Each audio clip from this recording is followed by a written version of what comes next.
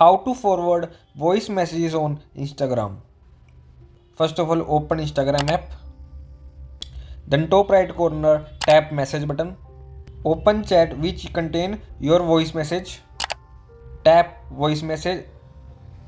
As you see, there is a no direct button to forward voice messages, but there is a trick. Scroll down control center, tap screen recording and play your voice message and record it.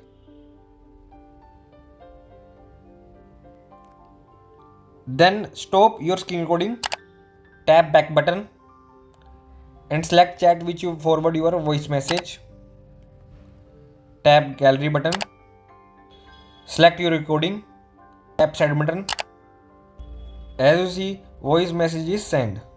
Please subscribe our channel for more tech videos.